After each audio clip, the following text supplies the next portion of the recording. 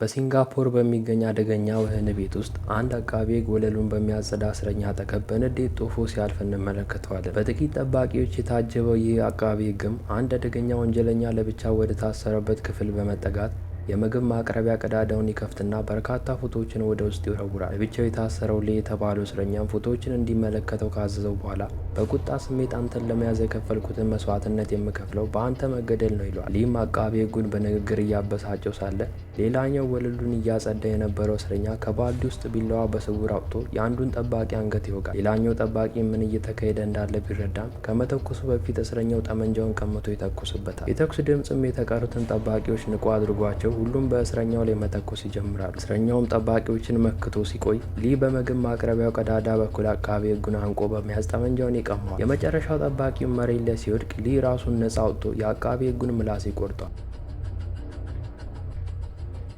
ቀጥሎም ማምለጡን ለማረጋገጥ ሊ የተቀሩትን እስረኞች አውጥቶ መሳሪያ በማደል ሕይወታቸውን መስዋዕት አድርገው ጠባቂዎቹን እንዲያጠፉ ያዛቸው። በዚያው ዕለትም በአንድ የባህር ዳርቻ ቤት ውስጥ የሚኖር አንድ አዛውንት ባህር ዳር ላይ የወደቀን አንድ ወጣት ሲያተርፉ እንመለከታለን። ከ2 ወራት በኋላም ወጣቱ አሁንም ሆስፒታል ውስጥ አልጋ ላይ በነበረበት ወቅት እሱን እንድትከታተል የተመደበች አይሊን የተባለች ዶክተር ማን ሊሆን ይችላል? ይህ ሁሉ ጥልቅ ቁስልስ እንዴት ሊፈጠርበት ቻለ ስትል ትገረማለች። ሰዓታት ሙሉ ምንም ሳታደርግ ከቆየች በኋላ በሆስፒታል ክፍል ውስጥ ለማደር ትወስናለች። በኋላም እሷ ተኝታ እያለ ወጣቱ በድንገት ከእንቅልፉ ነቅቶ ለመውጣት ይሞክራል። ነገር ግን እግሮቹ ሊታዘዙለት አልቻሉ። አይሊንም ከወደቀበት አንስተው ከመረመረችው በኋላ ስሙን ትጠይቀዋለች። ነገር ግን ስሙን ለመናገር ፈቃደኛ ያልሆነ ይህ ወጣት በታካሚው ሰሌዳ ላይ የተጻፈውን ስም አይቶ ስሜ እስማኤል ነው በማለት ይዋሻታል። አይሊን ግን አላመነችውም። ከመውጣቷ በፊትም መስታወት ትሰጠዋለች። መስታወቱን እያየ ሳለን በጭንቅላት ውስጥ አስፈሪና የጭካኔ ምስሎች ድንገት ይፈራረቁበታል። ነገር ግን ወዲያውኑ ወደ ራሱ ይመለሳል። በኋላም አይሊን የኤምአርአይ ምርመራ ካደረገችለት በኋላ በጭንቅላት ውስጥ አንድ ነገር ተቀርቅሮ እንዳለ ትረዳለች። ቀስ በቀስም ትዝታው እንዲመለስለት ወደ ባህር ዳርቻ ይዛው ትሄዳለች። ነገር ግን ምንም ሊታወስ ባለመቻሉ ምግብ እንዲበላ ይዛው ትመለሳለች። በሌላ በኩል ደግሞ ሊ ከተማሪዎቹ ራና ቢሳ ጋር በመሆን እሱን እንዲያታልሉ የሞከረውን የወንበዴ አለቃ ሲያናገረው ያስመለክተናል። በዚህ ቅጽበትም ሊ ሰውየውን ከገደለው በኋላ የአለቃው ቀኝ እጅ የሆነ ቦንድ የተባለው ሊ ከእስር ቤት ባመለጠበት ዕለት ለእሱ በጣም ቅርብ እንደሆነ የሚታመን አንድ ወጣት ባህር ዳርቻ ላይ ተገኝቶ እንደነበረም ይናገራል። ንግግሩን ያላመነው ሊም ጠበንጃ በቀስታ የቦንዲ ብልት ላይ ይደቅንበታል። ነገር ግን ቦንዲ እውነቱን እንደሆነ ምሎ ሲናገር ሊ ጆሮውን በጥይት ያቆስለዋል። በማግስቱም ሆስፒታል ውስጥ ቦንዲ ከአይሊን መረጃ ማግኘት ኃይሉን ተጠቅሞ ይገባል። ምንም እንኳን አይሊን ግን በሴኩሪቲ ታስፈራራው ብትሞክርም ቦንዲ ማስፈራሪያዋን ችላ በማለት ሊጎዳት ይሞክራል። ነገር ግን አንዳች ጉዳት ከማድረሱ በፊት እስማኤል ይዞት ከክፍሉ ውስጥ ይወረውራል። እስማኤል የአይሊንን ሁኔታ እያረጋገጠ ሳለም ቦንዲ ጠርሙዝ አንስቶ በእስማኤል ራስ ላይ ሰፍሯል። በዚህ የተናደደው እስማኤልም ቦንዲን በኃይል እየመታው ከግድግዳው ጋር ያጣበቀዋል። ከዚያም ቦንዲ ሊተኩስበት በስውር ሽጉጥ ለማውጣት ሲሞክር እስማኤል ቀደም ብሎ መሳሪያውን ይቀማዋል። ከዚህ በኋላም አመሻሽ ላይ አይሊን የጭንቅላት ኤክስሬ ምርመራውን ለኢስማኤል ከመስጠቷ በፊት ስለ ቦንዲ ትጠይቀዋል። እሷም ጭንቅላት ውስጥ አንድ እንግዳ ነገር እንዳለና እሱን ለማውጣት አብራ ወደ ከተማ መሄድ እንዳለበትም ታስረዳዋለች። ኢስማኤል ግን በሀሳብ እንደተዋጠ ስታዩ አይሊን ከሀሳቡ እንዲነቃ ታደርገዋለች። በዚህ ጊዜም ኢስማኤል በድንገት መጥፎ ሰው መሆኔን እንኳን ብታቂ አሁንም እንደዚህ ጓደኛ የሆነች ትቀጥያለሽ ወይ ሲል ይጠይቃታል። አይሊን ግን ስለ ማንነቱ ምንም ባታውቅም መጥፎ ሰው እንዳልሆነ ልታስረዳው ትሞክራለች። ነገር ግን ኢስማኤል አሁን ላይ ማንነቱን ማወቅ እንዳለበት ይነግራታል። ማንነቱን ካወቀ በኋላም ፈልጎ እንደሚያገኛትም ቃል ይገባላታል። እዚህም ተስማምታ አይሊን የእሷን ስልክ ቁጥር ያለበትን ሞባይል ትሰጠዋለች። ይህን አርጋም ችግር በገጠመው ቁጥር እንዲደውልላት እየነገረችው እያለ ኢስማኤል አቅፎ ሁሉ ጊዜም እንደማይጠፋፉ ቃል ይገባላታል። በማግስቱም በአውቶቡስ ጣቢያ ውስጥ በጭንቅላት ውስጥ ሌላ የጭካኔ ትዝታዎች ይፈራረቁበታል። ነገር ግን አይሊን እጁን ስትነካካ ወደ ራሱ ይመለሳል። አውቶቡሱም መጥቶ እስማኤል አይሊንን ወደ አውቶቡሱ እየሸኛት እያለ የቦንዲና የሊ ሰዎች ያዩዋቸዋል። ነገር ግን ምንም ነገር ከማድረጋቸው በፊት ሌላ አውቶቡስ መጥቶ እይታቸውን ይጋርዳል። እነሱም ኢስማኤል ከአይሊን ጋር ወደ አውቶቡሱ የገባ መስሏቸው ሹፌሩን በማገት ኢስማኤልን ፍለጋ አውቶቡሱን ይበረብሩታል። አይሊንም በተሸሸገችበት ቦታ ሆና ወዲያውኑ ለኢስማኤል ደውላ ያለችበትን አስከፊ ሁኔታ ትነግረዋለች። ጥሪም ከመዝጋቷ በፊት ግን ወንበዴዎቹ ንጹሐን መንገደኞች ላይ መተኮስ ይጀምራሉ። የአንዲት ትንሽ ልጅ ጭንቅላት ላይም ሽጉጥ ሲደቅኑባት አይሊን ከተሸሸገችበት ወጥታ ኢስማኤል መንደሩን ፈጽሞ እንዳለቀቀ ትነግራቸዋለች። ነገር ግን ወንበዴዎቹ አላመኗትም። ከጥቂት ደቂቃዎች በኋላም ኢስማኤል በሞተር ላደረሰው ሰውዬ ምስጋና አቅርቦ ሲሰናበተው አውቶቡስ ውስጥ የተፈጠረውን አስከፊ እልቂት ይመለከታል። ኢስማኤልም አይሊንን ፍለጋ ባሱን እየተመለከተ ሳለ አንዱ ወንበዴ አውቶቡሱ የነዳጅ ሽታ እንደሚሸት እየተናገረ ወደ ውስጥ ገብቶ ኢስማኤልን ያጠቃል። ኢስማኤልም ወንበዴውን እየደበደበው እያለ የሰውየው ጓደኛ መጥቶ ሊገለው ይሞክራል። ነገር ግን ኢስማኤል ሁለቱንም ያሸንፋቸዋል። ግጭቱ ገና ሳይቆምም አንደኛው ወንበዴ ሊያንቀው እየሞከረ አውቶቡሱን በክብሪቱ ሊያጋየው ሲል ኢስማኤል ጥይት አይኑ ውስጥ ወግቶ ክብሪቱን ይወረውረዋል። ሁለተኛው ወንበዴ ግን ችቦ ይዞ ብቅ ይልና አውቶቡስ ውስጥ ይጥለዋል። ኢስማኤልም ወዲያውኑ መስኮቱን ሰብሮ በሮ ይወጣል።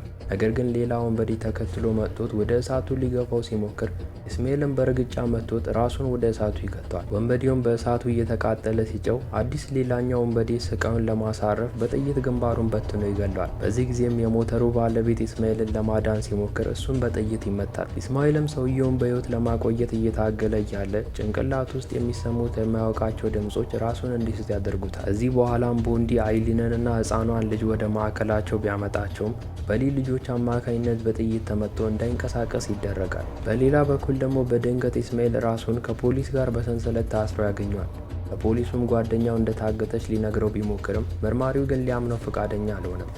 ኢስማኤልም በፖሊሱ ቸልተኝነት ሲቆጣ መርማሪው ሊያረጋጋው ይሞክርና የሊን ፎቶ አሳይቶት ያውቀው እንደሆነ ይጠይቀዋል። መርማሪውም ሰዎችን በመጨፍጨፍና ከ6 እስከ 10 ዓመት የሚሆኑ ሕፃናትን በመጥለፍ ስለሚታወቀው ሚስጥራዊ ወጣት ታሪክ ይነግረዋል። በመቀጠልም የተጠለፉት ሕፃናት ለጌታቸው ለሊ ሕይወታቸውን የሚሰጡ ፕሮፌሽናል ሌቦችና ነፍሰ ገዳዮች ሆነው እንደሚያድጉም ያስረዳዋል። ኢስማኤልም ይህ ታሪክ ከሱ ጋር ምን ያገናኘዋል ብሎ ፖሊሱን ይጠይቀዋል። ፖሊሱም በድጋሚ ከ2 ወራት በፊት ሊን ያለምንም መሳሪያ አግኝተውት እንደነበረ ነገር ግን አምልጦ ከእጃቸው እንደወጣም ይነግረዋል።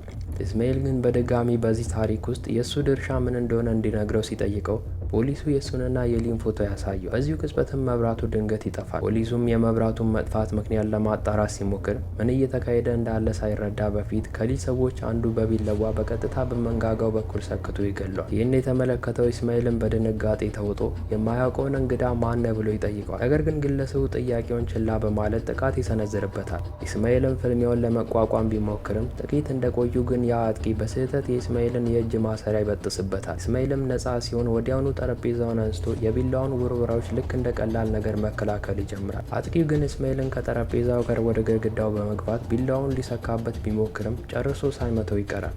ሳይወጋ እንደ ሳተው የተረዳው ኢስማኤልም ጠረጴዛውን ተጠቅሞ በጠላቱ ላይ ጥቃት ይሰነዝርበታል። በጠረጴዛው እግርም እግሩን ክፉኛ ከመታው በኋላ በዛው ቅጽበት የሰውየውን ጭንቅላት ግድግዳው ላይ ከተሰካው ቢላዋ ጋር ያጋጨዋል። ይሁን እንጂ ወዲያውኑ አንድ ቦምብ ወደ ክፍሉ ሲወረወር ይመለከታል። ኢስማኤልም ከፍንዳታው ራሱን ለመከላከል ሮጦ ይደበቃል። ቀጥሎም ሌሎች ወንበዴዎች ሊጨርሱ ሲገቡ እሱ ግን ሽጉጥ አንስቶ ይመታቸዋል። ይሁን እንጂ አሁንም አላበቃም ነበር። ከቢሮ ውጭ በርካታ የታጠቁ ሰዎች ሊገሉ ሲጠብቁ በማየቱ ኢስማኤል ይደነግጣል። የታጠቁ ሰዎችን በአንድ ጊዜ ወደ ውስጥ በመግባት የተኩስ ናዳ ይከፍቱበታል። ነገር ግን ኢስማኤል እንደተለመደው ከጥይት የማምለጥ ችሎታውን ተጠቅሞ ራሱን ያድናል። ወንበዴዎቹም ተከፋፍለው ለማደን ይወስናሉ። በዚህ መሀልም ኢስማኤል አንደኛውን ሊያጠቃ ሲል መብራቱ እንደ ድንገት በርቶ አይኑን ይጋርደዋል። የታጠቀው ወንበዴም ኢስማኤልን አይቶት ወዲያውኑ ያጠቃዋል። ነገር ግን ኢስማኤል ለጥቂት አምልጦ ከጠረጴዛው ስር ይደበቃል። ከጠረጴዛው ስር ሆኖም ወንበዴው ሽጉጡን በሚያቀባብልበት ጊዜ የጥይቶችን ብዛት ይቆጥራል። ወንበዴውም ልክ ጥይቱን ተክሶ ጨርሶ ሌላ ጥይት ሊያቀባብል ሲል ኢስማኤል ከጠረጴዛው ስር ወጥቶ ፍልሚያውን ይጀምራል። በኃይል ተወርውሮም ጠረጴዛው ስር ዘርግፎ ይጥለዋል። ወንበዴውም ሊተኩስ ቢሞክርም ኢስማኤል ግን ሽጉጡን አዝሮ በራሱ ላይ ይተኩስበታል። ጥይቱ ግን የሰውየውን ፊት ብቻ ነበር ጨርፎ ያለፈው። ከዚያም ወንበዴው ኢስማኤልን በእርግጫ አሽቀንጥሮ ከጣለው በኋላ ምቱን ላይ በላይ ያጣድፍበታል። በዚህ ሰዓት ግን ኢስማኤል ከጠረጴዛው ስር የወደቀውን ሽጉጥ ለማንሳት ሲሞክር ወንበዴው ይዞ በተደጋጋሚ በቦክስ መምታቱን ቀጠለ። ኢስማኤል ግን እንደምንም ብሎ ከጠረጴዛው ስር ተንከባሎ ሽጉጡን በማምሳት ወንበዴውን በጥይት ያረግፈዋል። ከጥቂት ጊዜ በኋላም ሌላ የሊ ሰው ወደ ኢስማኤል ይጠጋል። ኢስማኤልም የያዘው የጦር መሳሪያ ጥይት ማለቁን ሲረዳ የመጣው ወንበዴ በንገት መሳሪያውን ወደ ጎን በመጣል ያለ መሳሪያ በባዶ እጅ ለእጅ እንዲፋለሙን በምልክት ያሳየዋል። ወንበዴው የመጀመሪያ ጥቃቱን ቢሰነዝርም ኢስማኤል ግን ሁኔታውን ተቆጣጥሮ አጥንቱ እስኪደቅ ድረስ ይደበድቧል። በዋናው መሰብሰቢያ ማዕከል ደግሞ ሊ ታማኝነትን ለማስተማር ሕፃኗን ልጅ ከፊት አስከትሎ ወደ አይሊን ክፍል ይገባል። በዚሁ ቅጽበትም የኢስማኤል አእምሮ በሌላ የትዝታ ማዕበል ይናወጣል። በጣቢያ ውስጥም አንድ ስልክ እንደ ድንገት ይጮሃል። ኢስማኤልም ስልኩን ሲያነሳው ደዋዩ ሊ መሆኑን ይረዳል። በስልኩ መስመር ላይም ኢስማኤል ዶክተሯን ለማዳን እንደሚመጣ ቃል ይገባላታል። ሊ ግን በንዴት አይሊንን ግድግዳው ላይ እያጣበቀ ስልኩ ከየት እንደሚደወል ለማሳወቅ ይሞክራል። ኢስማኤልም የሊን መደበቂያ ቦታ ለመፈለግ እየተዘጋጀ ሳለ አይሊን የፀጉር ማስያዣ ክሊፕ በሊ ደረት ላይ ተሰካበታለች። ይህ ግን በተረጋጋ መንፈስ የተሰካበትን ማስያዣ ነቅሎ ዋናውን የደም ስር ባለመምታቷ ዶክተሯን ያፌዝባታል። ይህ በእንዲህ እንዳለ ኢስማኤል አሁንም የሊን መደበቂያ ቦታ እየፈለገ ከተማውን እያሰሰ እንመለከተዋል። በፍለጋው መሀልም የስቃይና የጭካኔ ትዝታዎችን ወደ አእምሮ የሚያመጣ አንድ ጥልቅ ጉድጓድ ያገኛል። እነዚህ ትዝታዎችንም እያገናኘ እያለ ቢሳ በድንገት ብቅ ይላል። ቢሳም ያ ጉድጓድ ሊ የጠለፋቸውን ህጻናት የሚያስቀምጥበት ቦታ እንደነበረና ከተወሰነ ጊዜ በኋላም ሊ ወደ ጉድጓዱ በመምጣት እርስ በእርሳቸው እንዲጋደሉ ካደረገ በኋላ ጓደኞቹን ገድሎ ብቃቱን ያሳየውን ልጅ ብቻ መርጦ እንደሚወስድ ይነግረዋል። ይህን የሊን ጭካኔ የተጸየፈው ኢስማኤልም ይህን ሁሉ እያወቀ ለምን አሁንም ለሊ እንደሚታዘዝለት ቢሳን ይጠይቀዋል። ቢሳም ሊን መከተል እጣ ፈንታዬ ነው ሲል ይመልስለታል። አክሎም ዶክተሯን ትቶ የሚሄድ ከሆነ ኢስማኤልን በሰላም እንደሚለቀው ቢነግረውም ነገር ግን ኢስማኤል ፈቃደኛ ባለመሆኑ ቢሳ መሳሪያውን ይዘረጋል። ኢስማኤልም መልሶ ሽጉጡን ሲመዝ ቢሳ በድንገት በዛፎቹ መካከል ይሰወራል። ኢስማኤልም ዙሪያውን እያሰሰ ሳለ ቢሳ ከዛፉ ላይ ዘሎ ሊያጠቃው ይሞክራል። ነገር ግን ኢስማኤል ፈጣን በመሆኑ ጥቃቱን ይመክታል። እነዚህ ሁለቱ የቀድሞ ጓደኛ እና የአሁን ባለጋራ የተለያዩ የጥቃት ስልቶችን በመለዋወጥ ሲፋለሙ ቆይተው በመጨረሻ ቢሳ ኢስማኤልን ፊቱ ላይ በኃይል ይመታዋል። ኢስማኤልም ራሱን እስኪያጠናከር ከጠበቀ በኋላ ቢሳ ድጋሚ ጥቃት ይሰነዝርበታል። በዚህ ጊዜ ግን ኢስማኤል ሁሉንም ምቶች ያመልጣቸዋል። ከጥቂት እረፍት በኋላም ኢስማኤል ቢሳን ለተወሰነ ጊዜ ያሸንፏል። ነገር ግን ቢሳም ወዲያውኑ ያገግማል። እድሜያቸው ሲቀጥልም በመጨረሻ ኢስማኤል ራሱን ለመከላከል ይገደዳል። ሆኖም ግን በዚህ መሀል እድል አግኝቶ የቢሳን ጭንቅላት ከእውነታው በበለጠ ሁኔታ በኃይል መጥቶ ከጥቅም ውጭ ያደርገዋል። ያ ከባድ ምትም ቢሳን መሳሪያውን ጥሎ በሰላም ለመሞት ወደ ባህር ዳርቻው እንዲንከባለል ያደርገዋል። ነገር ግን ኢስማኤል ለሱ ሊያዝንለት እንኳን ጊዜ ሳያገኝ ራ የተባለችው ሴት በድንገት ብቅ ብላ ትተኩስበታለች። ኢስማኤልም ወዲያውኑ ይደበቃል። ራም እሱን ፍለጋ አካባቢውን እያየች ቡድናቸውን እንደ ከዳ እየተናገረች ትረግመዋለች። ነገር ግን ለራ ስሜት ቅንጣት ታህል ግድ የሌለው ኢስማኤል እሷ ወደ እሱ እየተጠጋች መሆኑን ይረዳና አሸዋ በእጁ ያፍሳል። ራም እሱ ጋር ደርሳ ሽጉጥ ስደቅንበት ኢስማኤል በአሸዋ አይኗን ያወዛግባትና እድሉን ተጠቅሞ ሽጉጧን ቀምቶ ጭንቅላቷ ላይ ይደቅንባታል። ራም ነፍሷን ለማዳን ስትል ኢስማኤል የድሮውን ነገር እንዲያስታውስ ልታደርገው ትሞክራለች። ነገር ግን ኢስማኤል አሁን በአእምሮ ላይ የሚታየው ብቸኛው ምስል ቢኖር ድሮ እሷ በጥይት ስትሞታው የነበረው ነው። ትዝታዎቹንም ለጊዜ ወደ ጎን በመተው ራ ወደ አይሊን እንድትወስደው ይጠይቃታል። ራም መንገዱን እየመራችው እያለ በማዕከላቸው የነበረውን የድሮ የፍቅር ስሜት ለመቀስቀስ ትሞክራለች። ነገር ግን ኢስማኤል በጭንቅላት ውስጥ ጥይት ያሳረፈችው እሷ መሆኗን ያስታውሳል። ራም ሽንፈቷን አምና በወሰናቸው ውሳኔዎች የጥፋተኝነት ስሜት እንዲሰማው ለማድረግ ትሞክራለች። ኢስማኤል ግን ሰዎችን መግደል እንደሰለቸውና ወደ ድሮ ህይወቱ ዳግም መመለስ እንደማይፈልግም ይነግራታል። ራ ግን በአንዲት ተራ ዶክተር ምክንያት ሙሉ ህይወቱን በመቀየሩ ታፌዝበታለች። እሱን ለመቅጣት ስትልም ለአይሊን ያለችበትን ቦታ ከማሳየት ይልቅ መሞቷን እንደምትመርጥ ትናገራለች። ኢስማኤልም ሁኔታውን ተረድቶ ሳይጨርስ በፊት ቢላዋ አውጣ ሽጉጡን ከእጁ ላይ መታ ታስጥለዋለች። በዚህም በሁለቱም መካከል እልም ያለ ፍልሚያ ተከፈተ። በመጀመሪያም ራ ፍልሚያውን በጥቂቱ የበላይ ሆና ይዛው ነበር። ነገር ግን ኢስማኤል መልሶ መሬት ላይ ጥላታል። እሷም መሬት ላይ ሆና የኢስማኤልን እግር በቢላዋ በመቁረጥ ድጋሚ የጨዋታውን የበላይነት ትይዛለች። ከዚያም ኢስማኤልን በቢላዋ ልትወጋው ስትሞክር ኢስማኤልም ይከላከልና አንገቷን ይዞ ወደ ጎን ይገፋታል። በመቀጠልም ወደ ውሃው ዳርቻ አስጠግቷት የራሷን እጅ ጠምዝዞ በእሷ ላይ ለመጠቀም ይሞክራል። ነገር ግን ራ ያለ የሌላ ኃይሏን ተጠቅማ ፊቱን ትቧጭረዋለች። ኢስማኤልም መልሶ ውሃ ውስጥ ሊያሰምጣት ቢሞክርም ራ ግን ደግማ ስትወጋው እጇን ለቆ ይርቃል። ፍልሚያውን እንድታቆም ሊያደርጋት ቢሞክርም እሷ ግን ለመተው ፈቃደኛ አይደለችም። እርስ በርስ በቦክስና በእርግጫ ሲለዋወጡ ቆይተው በመጨረሻም ራ ኢስማኤልን በእግሯ ቆልፋ ትይዟለች። እሱ ግን በጉልበቱ ጭንቅላቷ ላይ ሲመታት ራ ሚዛኗን ታጣል። በዚህ ጊዜም ከፊታቸው የወደቀውን ቢላዋ ሁለቱም ለመንጠቅ ይሻማሉ።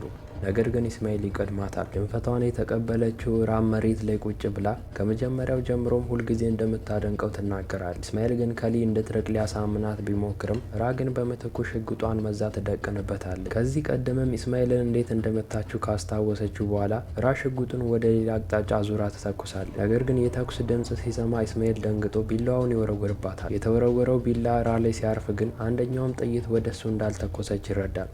ባደረገው ነገር ደንግጦ ሮጥ ብሎ ሲደግፋት ራ ፈገግ ብላ አሁን እኩል ሆነን ካለችው በኋላ ህይወቷ ያልፋል። ከዚህ ሁሉ ነገር በኋላ ኢስማኤል ለሊ ደውሎለት ትዝታ አሁን እንደተመለሰ ይነግረዋል። ሊም ነገሮችን ለማስተካከል ወደ ዋናው ማዕከል እንዲመጣ ሲጠይቀው ኢስማኤል ግን ቀድሞውኑም ከደጃፉ እንደቆመ በመናገር ያስደነግጧል። በእስር ክፍል ውስጥ ደግሞ ከሊ ሰዎች አንዱ በአይሊን ላይ በመውጣት በኃይል ሊደፍራት ይሞክራል። ነገር ግን ከመድፈሩ በፊት ህፃኗ ልጅ ሳህን አንስታ ጭንቅላቱ ላይ ተሰባብረዋል። የአውሬም ልጅቷን ለመደብደብ ሲዞር አይሊን ትኩረቱን ወደ ራሷ ታዞራለች። አይሊንም ወንበዴውን ለመከላከል እየታገለች እያለ ህፃኗ መሳሪያውን አይታ ለመውሰድ ትጠጋለች። ወንበዴውም ይህን ተመልክቶ ሽጉጡን ለመንጠቅ ሲሞክር አይሊን መሬት ላይ ጥላው በሰንሰለት አንገቱን ክፉኛ ታንቋል። ይህ ሁሉ ቢሆንም ወንበዴው አይሊንን አሽቀንጥሮ ይጥላታል። ነገር ግን እንደ እድል ሆኖ እሷ የወደቀችው ከሽጉጡ አጠገብ ነበር። ይሁን እንጂ መሳሪያውን ልትተኩስበት ስትሞክር ስላልሰራላት ወንበዴው ሽጉጥ አጠቃቀም እንደማታውቅ እየተናገረ እያፌዘ ይሳለቅባታል። ህፃኗ ግን ወዲያውኑ ሽጉጡን ስታስተካክለው አይሊንም ወንበዴውን በጥይት አስደንሳው ትጥለዋለች። ከጥቂት ደቂቃዎች በኋላም አይሊን ህፃኗን ልጅ ይዛ